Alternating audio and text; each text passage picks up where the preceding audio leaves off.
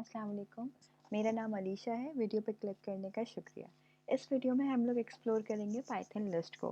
Python में list एक ऐसा कंटेनर होता है जिसमें अपने डेटा को, चाहे वो स्ट्रिंग फॉर्मेट में हो, इंटीजर में हो, फ्लोट में हो, कॉम्प्लेक्स नंबर में हो, आप उन तमाम डेटा को एक ही लिस्ट में आसानी के साथ स्टोर कर सकते हो।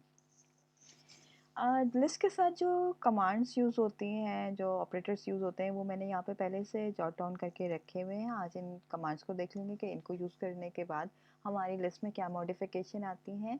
इसके अलावा अगर आपने किसी पर्टिकुलर पैटर्न के ऊपर लिस्ट जनरेट करवानी है, किसी सीक्वेंस की लिस्ट जनरेट करवानी है, तो आज हम उसकी भी मेथडोलॉजी को एक्सप्लोर करेंगे।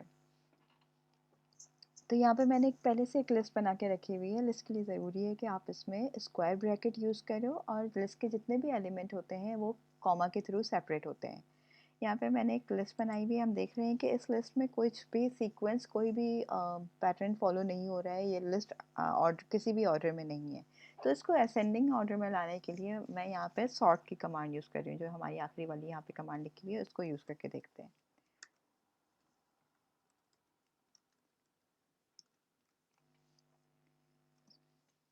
प्रिंट करा के देख लेते हैं ताकि हमें पता लगे कि हमारे लिस्ट में क्या मॉडिफिकेशन हुई है। हम देख सकते हैं कि ये असेंडिंग ऑर्डर में आ गई है लिस्ट। जो हमारा मिनिमम नंबर था वो इंडेक्स नंबर 0 पे आ गया है और जो हाईएस्ट नंबर था वो आखिर में चला गया है। अब अगर इसी लिस्ट को हमने डिसेंडिंग ऑर्डर में ट्रांसफॉर्म करना है, तो उसके लिए हम लोग एक कमांड यूज़ कर सकते हैं, रिवर्स की।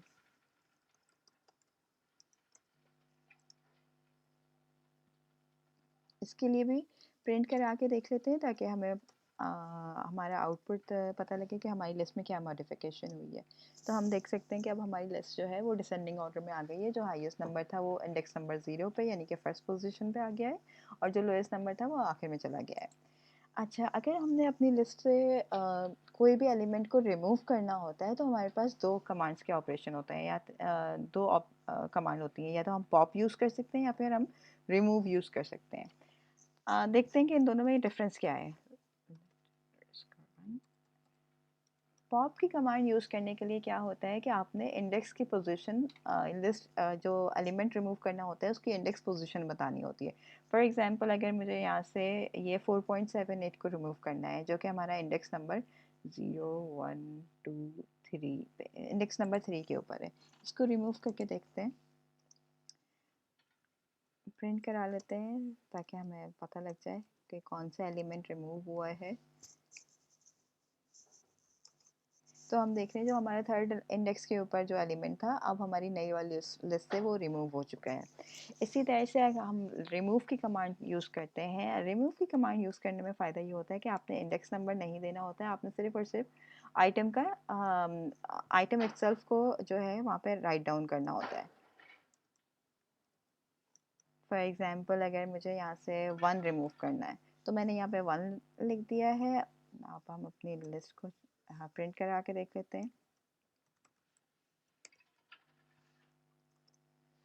तो ये हम देख सकते हैं कि हमारी नई लिस्ट में जो हमारा 1 था, जो कि मैंने रिमूव करा दिया है यहाँ पे, अब वो लिस्ट से एलिमिनेट हो गया है।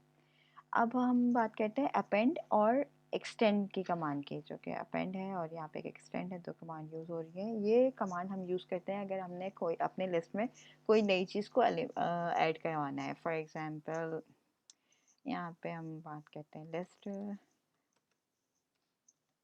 अपेंड कर लेते हैं। अपेंड में कोई नया डेटा दे देते हैं। 100 मैंने न्यूमेरिक नंबर दे दिया है। अब हम आउटपुट देखते हैं लिस्ट का कि ये ऐड हुआ है।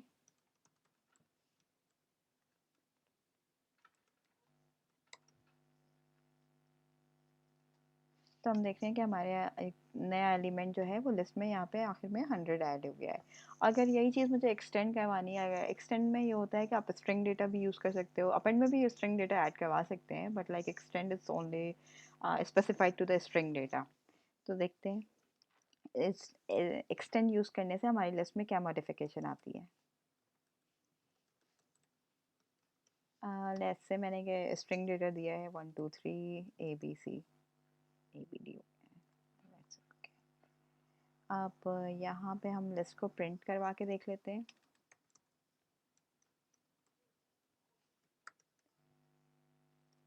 तो हम देख रहे हैं कि जो हमारा स्ट्रिंग डेटा था वो सेपरेट होकर के एक्सटेंड हो के लिस्ट में अपीयर हो रहा है। तो एक्सटेंड जो लिस्ट होता है वो आपके स्ट्रिंग डेटा को ब्रेक डाउन करके आपकी लिस्ट में ऐड कर देता है। तो ये तो हमारे बहुत बेसिक से ऑपरेटर्स थे जिनको यूज़ करके हम अपनी लिस्ट को मॉडिफाई कर सकते हैं। अब हम देखते हैं कि अगर हमने अपनी कोई सी भी लिस्ट जनरेट करवानी है जिसको हम लोग मैनुअली इंटर नहीं कर सकते हैं, तो उसके लिए क्या मेथोडोलॉजी अडॉप्ट करेंगे। तो फॉर एग्जांपल मुझे 1 से लेकर 100 तक का नंबर जनरेट करवाना है। तो यहाँ पे मैं मार्क डाउन की हेडिंग डाल देती हूँ ताकि हमें याद रहे नेक्स्ट टाइम अगर हम इसको दोबारा रिविजिट करें इस फाइल को। हैश नंबर्स लिस्ट कर देते हैं इसको, शिफ्ट एंटर। अब यहाँ पे एक पैटर्न है जो कि मैं फॉलो करती हूँ कोई से भी नंबर्स या सीक्वेंस को जनरेट करवाने के लिए। तो मैं इसको कमेंट कर लेती हूँ कि हमने पहला स्टेप क्या करना होता है, क्रिएट ब्लैंक लिस्ट। एक लिस्ट बना लेंगे जो कि ब्लैंक होनी चाहिए। अब इस लिस्ट का नाम हम लोग नंबर लिस्ट कर देते हैं। इसके लिए है मैंने स्क्वायर ब्रैकेट लिया है और इसके अंदर कुछ नहीं लिखा है, तो इसका मतलब है हमारी लिस्ट अभी ब्लैंक है।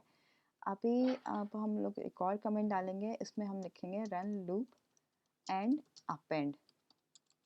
पहले हम एक लूप चलाएंगे और लूप का जो भी रिजल्ट आएगा उसको हम अपेंड कर देंगे, यानी कि अपनी लिस्ट में ऐड करा लेंगे। तो हमारी लिस्ट में जो ब्लैंक लिस्ट थी अब उसमें लूप का रिजल्ट स्टोर हो जाएगा। तो let's say for a in range हमें 1 से लेकर 100 तक का नंबर चाहिए, तो 101 कर देंगे क्योंकि पता है इंडेक्सिंग हमारी 0 से स्टार्ट होती है। सेमी कॉलन ए और लिस्ट अंडरस्कोर नाम, और जो हमारी लिस्ट का नाम है डॉट अपेंड ए। अब हम लूप से बाहर आकर के इस लिस्ट को प्रिंट करा के देख सकते हैं।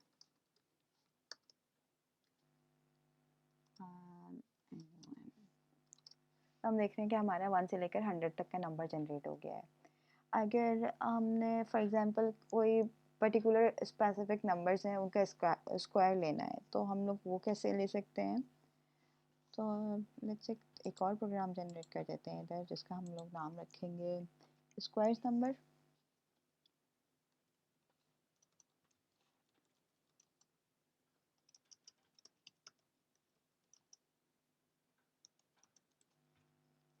Shift enter. इसमें भी वही चीज़ करनी है मोर और लेस, तो हम लोग इसको कॉपी एंड पेस्ट कर सकते हैं।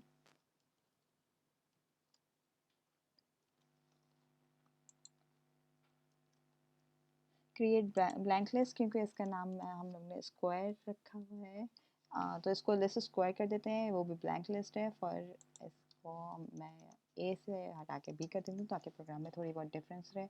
हमें 1 से लेकर 50 तक का लेट्स से स्क्वायर ले लेते हैं हम लोग। B equals to B raise to the power 2। तो इसके लिए हम लोग दो स्टैटिक यूज़ करेंगे एंड लिस्ट, इसको हम चेंज कर देंगे। हमारी नई वाली लिस्ट का नाम लिस्ट अंडरस्कोर स्क्वायर है और यहाँ पे हम आखिर में ये चेंज कर देंगे। आप जनरेट करके देखते हैं कि हमारे पास यहाँ पे 1 से लेकर 50 तक के जितने भी नंबर्स हैं उसके स्क्वायर जनरेट हो गए। ये 49 तक का हुआ है, ऑब्वियसली आप इसको 51 करके 50 पे लेके जा सकते हो। अगर हमने ऑड नंबर या इवन नंबर्स की लिस्ट जनरेट करनी है तो उसके लिए क्या करेंगे। तो अब मेथड तो सेम है, तो हम यहाँ पे भी कॉपी पेस्ट कर सकते हैं। पहले हम डालेंगे इसको odd and even number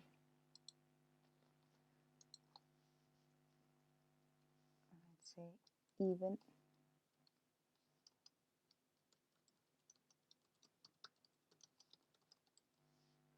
shift enter.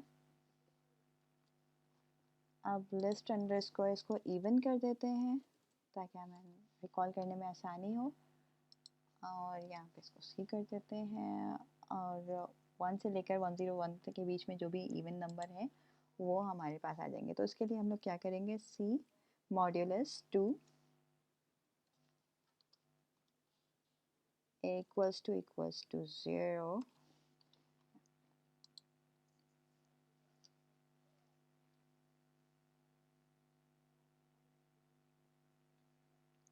Okay, यहाँ पे हम प्रिंट एफ की इफ़ की कमांड लगाएंगे। इफ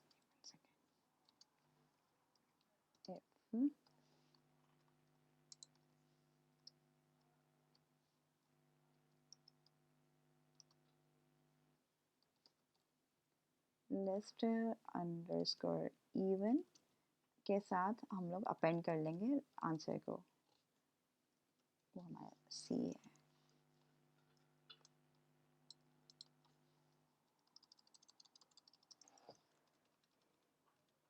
और यहाँ पे हम अपनी लिस्ट जनरेट को प्रिंट आउट देखेंगे। हमारी लिस्ट का नाम है इवन।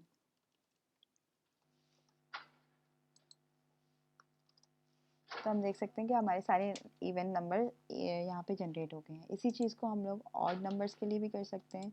तो उसके लिए हम लोग हेडिंग डाल देते हैं ताकि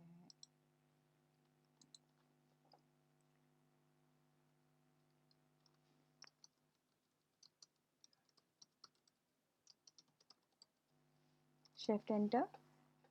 इस वाले प्रोग्राम को हम लोग कॉपी एंड पेस्ट कर लेते हैं क्योंकि काफ़ी मैच कर रहा है हमारे रिक्वायरमेंट से।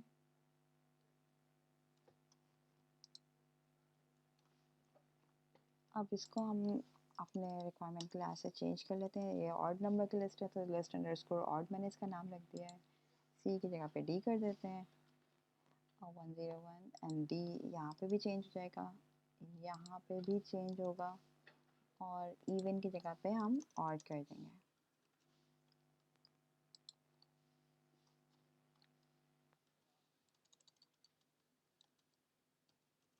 और यहाँ पे इक्वल्स टू ज़ीरो था और यहाँ पे हम इसको हमें इक्वल यहाँ पे हम इसको नॉट इक्वल्स टू ज़ीरो कर देंगे कि जहाँ पे आपका मॉड्यूलस का आंसर ज़ीरो नहीं आएगा, वो आपका ऑड नंबर होगा।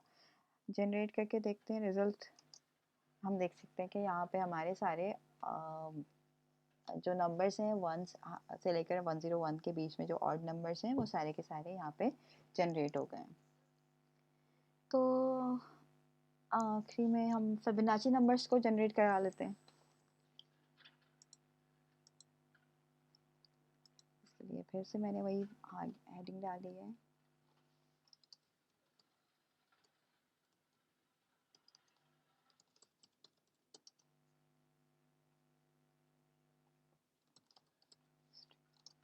ठीक है, इसमें थोड़ी सी डिफरेंस है बट लाइक मोर लेस चीज़ें तो हमारे लिस्ट पैटर्न तो हमारा सेम ही रहेगा। तो इसका नाम रख देते हैं, हमारा ब्लैंक लिस्ट का नाम रख देते हैं हम फिबोनाची। अब यहाँ पे फॉर की जगह पे हम वाइल लूप लगाएंगे। पहले हम इसको डी तक हम यूज़ कर चुके हैं। ई इक्वल्स टू 0, दो वेरिएबल्स हम डिफाइन कर रहे हैं ई और एफ, जिसमें की वैल्यू मैंने 0 और 1 रखी है। अब इसके बाद हम इसमें लगाएंगे वाइल लूप।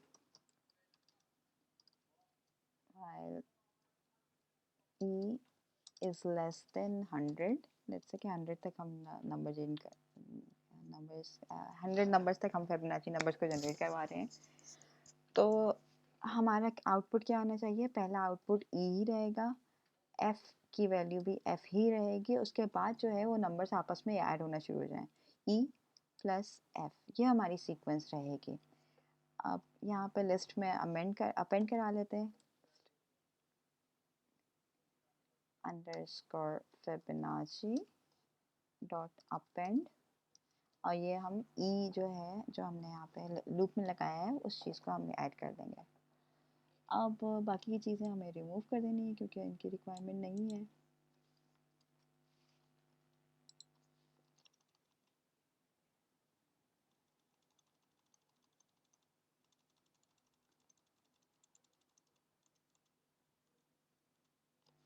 हाँ, हम लूप से बाहर आ गए हैं और यहाँ पे हम अपनी फिबोनाची की लिस्ट को का प्रिंट ले लेते हैं।